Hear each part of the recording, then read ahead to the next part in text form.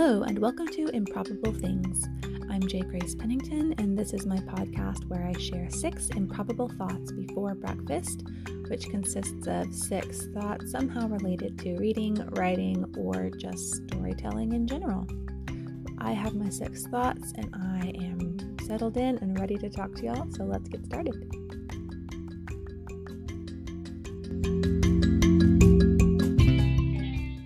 Number 1, I thought I'd just share an update on how revisions are going on the earlier works in my series. I finished up the revisions on Rady Alloy. Let's see, I'm trying to remember, maybe about a week ago. And that went really well, it went really smoothly. I was super happy with how it turned out. So I dove straight into In His Image, book 2, and it has been so much work. I've been really surprised because, since it's the second book, I wrote and published it afterwards. You would think that it would possibly need less work and be in better shape, but it is not. And it's, I don't know, I'm just really glad that I'm doing this because it really needs it. There's a lot of bad writing in this book. And again, I'm not changing any plot things, anything big. I'm continuing to lower the ages of a few characters, but that doesn't even come up that much. So really it just is in the grammar, sentence structure, lots and lots of extraneous words. I talked a little bit last time about how I overused sort of weak non-committal words like almost and somehow and slightly. But also there's just so many adjectives that don't need to be there. There's a lot of kind of strange phrasing, and I think at the time when I wrote these early books, I had not read hardly anything modern. Almost all my reading consisted of much older books and a lot of classics, which is good, but it just leads to some ways of saying things that sound very dated, like very, very dated. So I'm for instance, as they meet Alazon for the first time in this book, and several of the men referred to him as that fellow or something. I'm like, oh, nobody says fellow. We should say boy or guy or something. So anyway, just some stuff like that. And just a lot of really unnecessary things. A lot of things that are easily inferred by context. And just a lot of things. I keep reading it and being like, oh my goodness. If I was reading this now, I would be like, this writer is just so amateur. But what's weird about it, it's not that I was much less experienced and not nearly as good at writing 10 years ago, but the fact that the first book was so much better. And I don't know why. I had the same editor for both. I have done 2 editions of Rady Alloy already, and this is the 3rd, so I don't know if already having gone over that one makes a difference, but still it was 10 years ago that I went over it. So I just don't know what the deal is, but it's really bad. I'm really glad I'm doing this because I'll be much less embarrassed to have someone take a look at this. And there's a couple other things, for instance, they put on these big spacesuits with helmets and stuff when they went to the planet, and the whole rest of the series they never do that again when they're visiting a planet. So I was like, better just take that out. But mostly it really is just wording, sentence structure.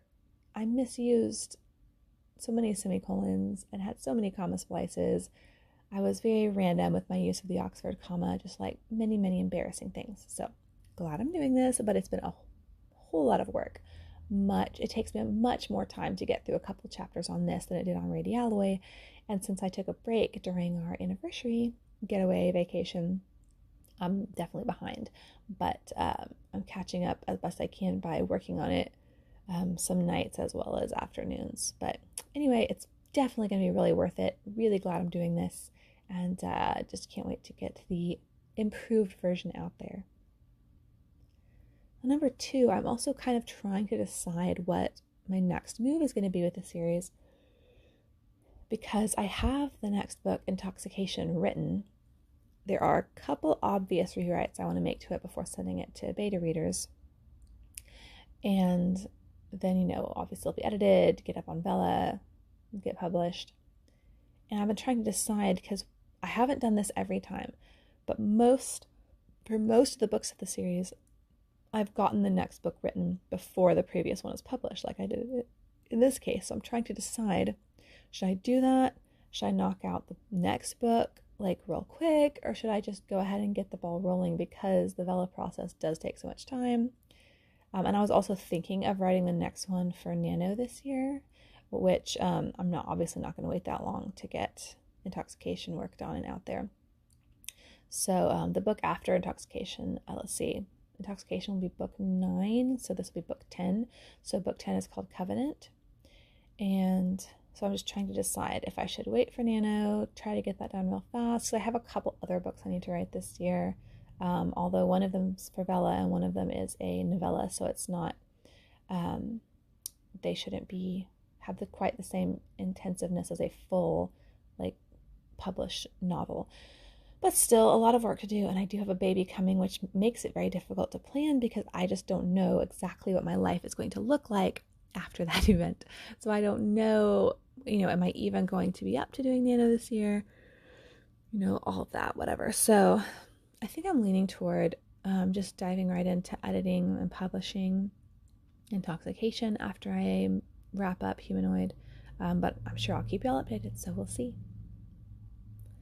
Number 3, speaking of getting stories on Vela, I worked really hard last month, put the most effort I have yet, as well as the most money into promoting my Velas, except for this month. This month I've pushed it even harder. And so I was very interested to see how that was going to pay off as far as, you get a monthly bonus with Vela depending on a lot of factors that we don't fully understand how Amazon, figures it out. But it certainly has something to do with how many reads and, royalties you generate, things like that. So I was really curious to see, like, the month that I've taken it the most seriously, I had an actual goal of 600 reads, which I met. And I was really curious. And so I got my bonus information yesterday, and it was well over any bonus I've gotten before. So that was really encouraging. I also have well over 1,000 likes on my short story collection, Periphery, which was another goal that I had. And so it's just really nice to see my hard work paying off on those. This month I'm going for 1,000 reads, and I should be on track to meet that. And so it's been very profitable, which is just really great to see because I have been really consistent in working on it and putting a lot of my time and effort when it comes to writing promotion into Vela. And so seeing that it's working and that it's doing well was just really, really a nice boost yesterday. And I'm hoping that this month's just going to be even better. Number 4, I finally got a library card to a different town. I have one for the town we live in, and then I was going to get one for a town a little bit north because I was told their library sometimes has things that ours doesn't. And they had the book I needed for book club, and our library did not have it. So I went ahead and got a library card and then put that book on hold. And then it was available yesterday, so after nap time, I just took my kids and I told them, okay, we're going to a new library.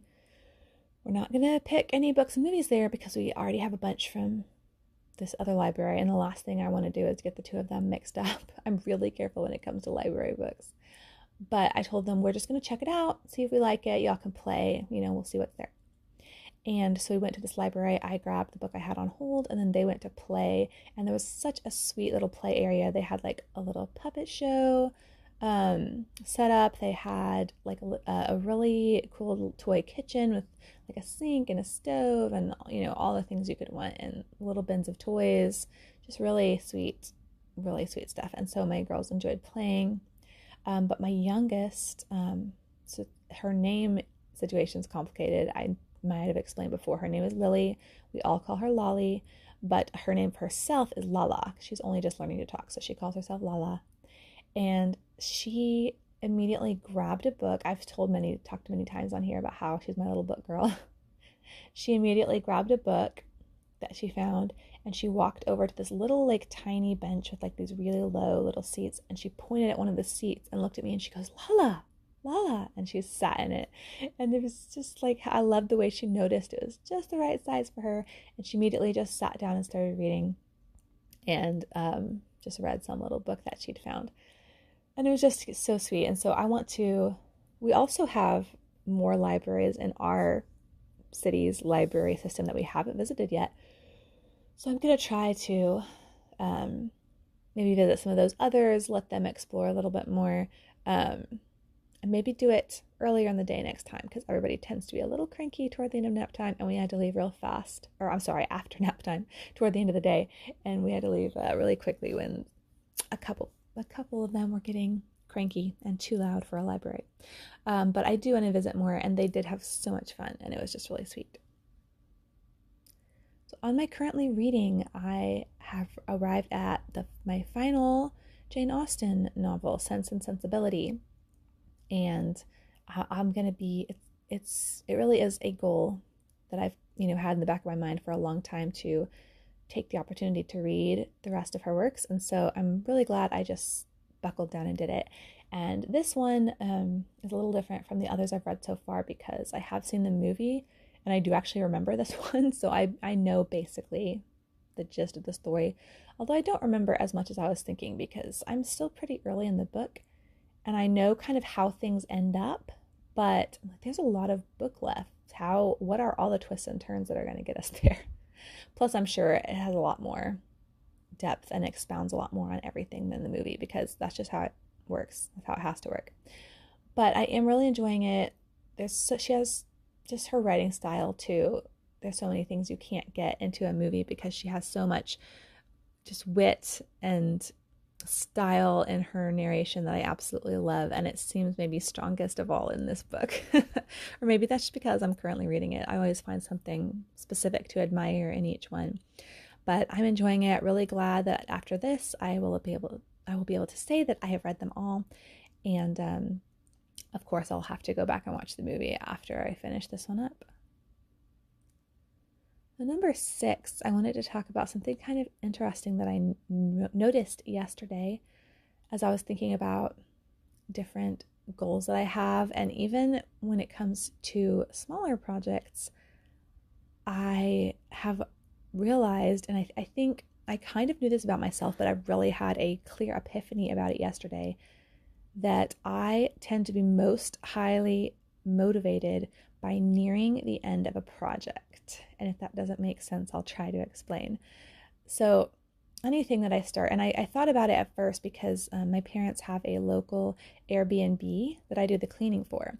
And so I'll go over there, start work on the cleaning, and I tend to just feel a little more overwhelmed at first and kind of have to take in the situation.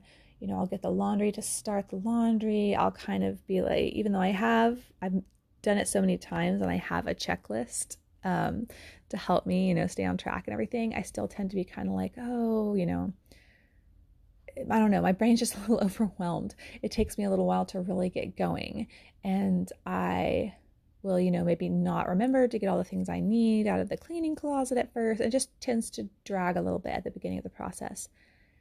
And as I get closer to being finished, I move faster and faster. And I realized last night as I was doing something else that is how I think I always tackle projects, is I speed up in relation to nearing the end of it. And I think I was thinking about it, what I was doing last night was getting my daily steps in. I'm trying to walk 10,000 steps a day. And normally I'll end up with maybe 4,000 or 5,000 still to do, kind of after the girls go to bed at the end of the day. And so I just walk around the house and listen to an audiobook or something while I do those. And normally I start off very reluctant. It's going to take me like at least half an hour, maybe more, to get these steps in.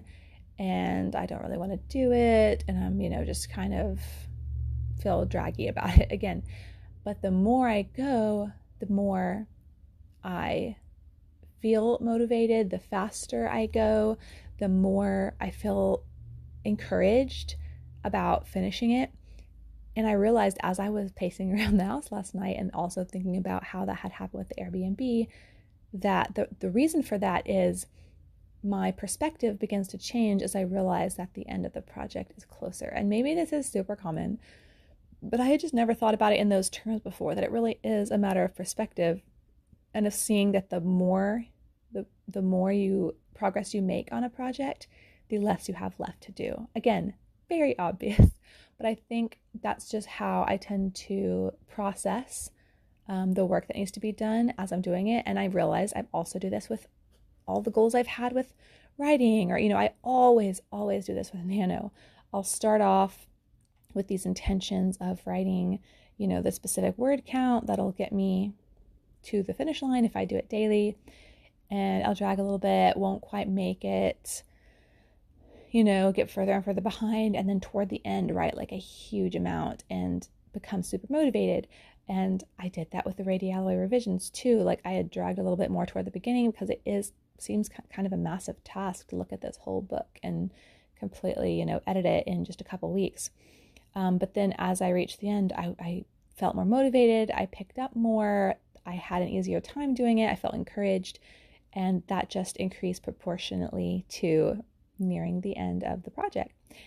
And so it's something, again, that I think I've known sort of in the back of my head, but I had not really seen it as clearly because, different people are motivated in different ways. And so I think realizing that can be really beneficial to me if I can figure out how to harness it. And that is what I don't quite know yet. Obviously, the obvious way, which I've clearly already been doing, is just to embrace that near the end burst of motivation and energy as I realize like, oh, there's not much more, and, do the bulk of the work toward the end. But I just wonder too if there's any way I can trick my mind closer to the beginning, if it's maybe, and I don't think this will work because I've tried similar things, but something along the lines of like breaking the work up into chunks so that I'm seeing the end of those chunks as being near and being motivated by that. But again, I have not been able to fool my mind by doing that particular strategy in the past, but I want to keep it in mind. And I think it's really good when looking at any kind of project, in particular with creative pursuits. There are so few rules. In a certain sense, there are boundaries and rules and